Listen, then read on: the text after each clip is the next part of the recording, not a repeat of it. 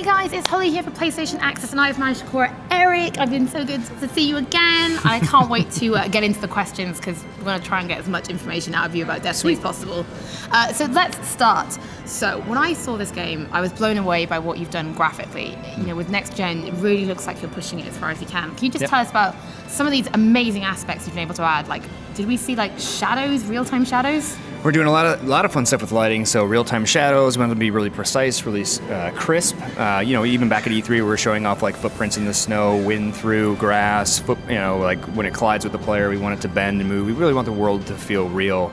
And then when we were showing off the patrols, you saw sort of the real-time sun moving through the clouds. So pretty. We can do night. We can do like weather effects, snow, aurora borealis, tons of stuff that really make the world sing. And that sort of leads our artists to do a bunch of funny, like goofy things, like putting lights behind stairs so you can see it come up through, you know, the different slats and just lots of dramatic angles, lots of player shadows, lots of things that make the world feel really rich. Let's talk about the tower. Right, this is being mentioned more and more, and it's, from what I understand, the social hub. So what does the tower offer players? What can they do there? Yep. So it's a third-person space. You can check out your own gear. You can strut around, peacock, show off, check out, you know, show off what you got. Maybe inject a little ego into the world. You can also meet up with friends. So it's a non-combat space. You can go there just to relax, check out a cool view. And then we have in the patrol, we were showing off a little bit of our city factions. So we'll have factions in the tower. They'll have missions to give you. You can get those on the fly through communication spikes in the ground, and those will give you rewards for helping them out. So they'll have different story motivations. They'll have a little bit different take on the world as it is. And it just sort of adds another layer of richness. So there's other things to do inside of the tower, and we'll have a much bigger reveal coming up, maybe around E3 or so. I don't know. Are you giving some hints that E3 is going to be quite big for you guys? Yeah, we definitely want to start this year off by showing off the strikes for you guys, get you guys some hands-on, show off that we're, you know, the action game, the fun combat that Bungie's known for is still alive and well. Last year we had a head of Steam to talk about all the sort of innovations, because that's what gets us excited as developers. It's what really like makes the team tick. Like, yeah, social spaces and raids and public combat and all this stuff. But this year we wanted to start off and say like, it's just a super fun action game, right? We're going to give you a bunch of weapons that are really fun to use, enemies that are fun to fight, that change their tactics based on your tactics, that push you back, that are worthy, so when you defeat them you feel victorious and feel competent, and they feel different every time you attack them. So that was really important for us to demonstrate. And then leading from this moment, we'll head into E3 obviously, and then beyond into our beta and then launch. So it's going to be a really big year, and hopefully players will start to get, you know, a really good sense of what this game is. I think, you know, as lazy as it sounds to say, I think people just have to really get a character, understand what it means to build a character, ramp through some levels, check out some story, check out all the things that we have to offer, and it'll really start to sink in. Like, great action game, I love my character, I want to keep playing. Sounds amazing. Okay, so we mentioned Tower Social Space. Tell us a little bit about the companion app that Bungie will have and what people will be able to do through that. Yeah, so the companion app is a way for us to sort of extend some of the core social experiences in the game. We haven't really detailed a whole lot of the features in there. We've talked about using it as a way to check out what my friends are doing. That's really important for us, for me at a glance. If I'm going to watch Netflix or play Destiny, I want to make that call before I, you know, load one or the other up. Or if I'm playing, sort of watching Netflix and I'm getting bored of it, maybe I can fire it up and sort of see, you know, who's online.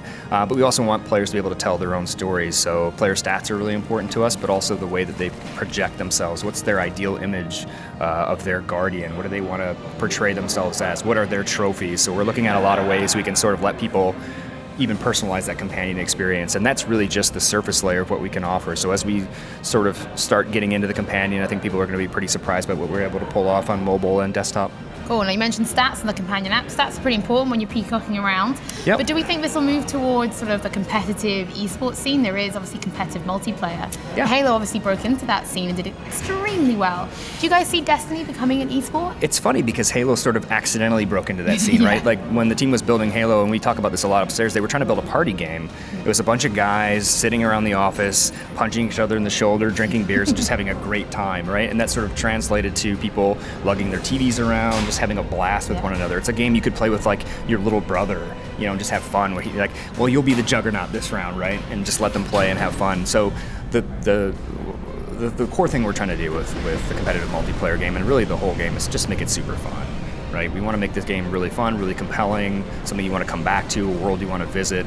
And if we think we do that right, then the community's going to take it. They're going to play it for long term. They'll find a whole bunch of really fun things to do, and then we'll react to that. We'll be able to build features that support that. We have Rooster Teeth here today, and we talked a little bit about their heritage. And it's like, we didn't know they were going to make Machinima. We didn't know the Blood Gulch Chronicles were going to come out. And they said, well, we don't want to toot our own horns. It's like, no, you should, because when our guys saw that, they were like, let's make features for that. And I think we need to be cognizant that, like with a companion, we'll extend the experience and give people really cool things that are beyond the console. But we really don't know what the community is going to do. And for us, community is all about heritage and seeing like what piece of it do they want to own, and then how can we support that for them. Let's talk about the Ghost, because I've seen the Ghost finally, and that Ghost voice sounds really familiar. We always visit such cheerful places. Yeah, well, it's the guy who played the story fixer in Elf, Peter Dinklage. So he's also in Station Agent and some other sort of fantasy stuff that's been on HBO. Yeah, it's not a particularly big series, but he's got a Has that really catchy theme song. Yeah. What was it like working with someone like him for something like The Ghost? Is it quite witty? Yeah, I mean, there's a lot of character in The Ghost, and he's definitely one of the richer characters in the world. He's constantly with you as your companion, so you can see, even in a patrol, which is a much more free-form mode, where we're just sort of letting the player go out and say, it's on demand. You want to fight aliens, do that. You want to find treasure chests, you can do that. You want to explore, just sit down and enjoy a sunset, you can do that. But just the intros, from Dinklage as the Ghost, make it feel really story-driven, make it feel like it's rooted in a place, or in the strike, the cues he's giving you as you go through really help drive the action forward. And we're really fortunate to be able to work with really talented people. And for a lot of the development, we just hear robo voice or placeholder from our voice, and you're just like, oh man, I don't know if these lines are working. And then you hear him read them, and you're like, okay, they work really well. So we're also looking forward to announcing some of our other casts, because it's a pretty deep bench. It's pretty exciting. We all start. It's all about having that one character you're going to pull through this amazing experience. But let's say okay, I've started one, I'd like to start again. Yep. Can I have multiple characters on one account? And if so, does anything carry over? All these things I've unlocked or items that I've managed to loot? Yeah, so you can absolutely have more than one character. We want to make it so you can play a character, you can get through some levels, you can have a really competent character for competitive multiplayer or story stuff. But if you want to say, I've been playing an Exo Warlock, I'm going to try a human Titan, you can absolutely do that. And we want to make sure that path is really easy for players. We're not talking a lot about how the investment system is shared between those characters. There will be some elements that are shared and some elements that are distinct. But the trick is making sure that people can play one character, have a satisfying arc through, feel like they've got it to a good level, but then jump into another one, and maybe even back and forth. So you might decide, well, for a competitive multiplayer, I just really love the Hunter, but in campaign in the story mode, I want to go for a Titan. So that's a perfectly viable option. So does every piece of gear you find, can that be upgraded?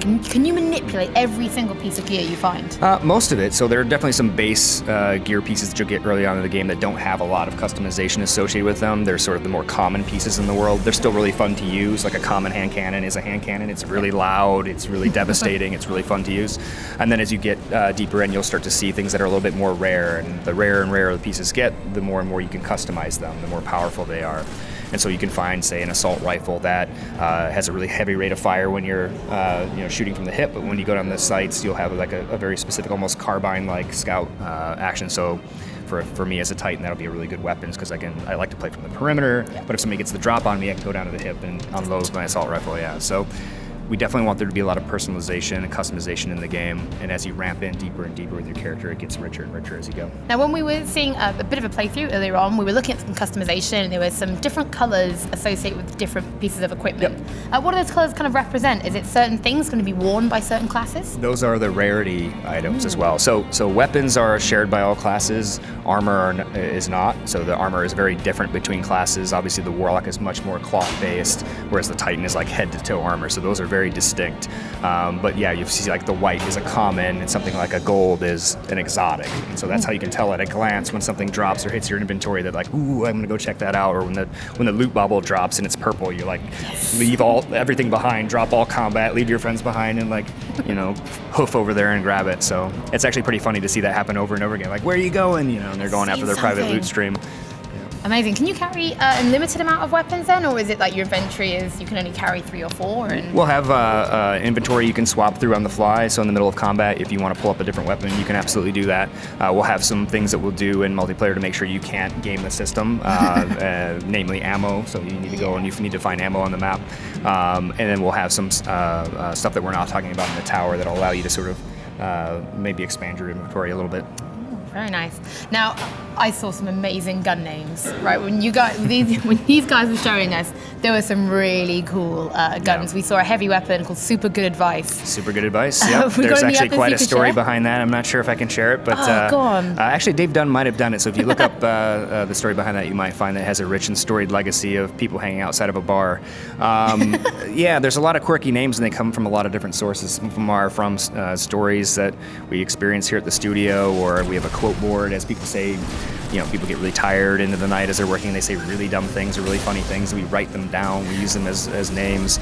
Jason Jones has always been a really good source of names. You know, all throughout all the games. If you go back, like you might have played an account called Tasty Primate in the Strikes Today, or seen something like a Halo, like a really poetic name like Pillar of Autumn. Like he's able to just come up with these really cool things and phrases that you don't quite know what they mean, but they sound kind of poetic and deep and really evocative. That's in the game. We'll use that one. And we have, you can, and I frequently do this, for example, for this playtest, I just dip into a OneNote somewhere from a writer and just pull out all these crazy names they've come up with over the past 10 years, and we just have reams of that stuff. I love it. Now, I'm going to finish on a PlayStation-based note. We've got a lot of PlayStation fans really, really excited for Destiny and really excited to welcome Bungie onto PlayStation. Do we have any hints or ideas if PlayStation fans can expect anything exclusive to PlayStation? Well, we've already announced there'll be a timed exclusive on the beta, so PlayStation will get into the beta first. We announced that at a VGX last year.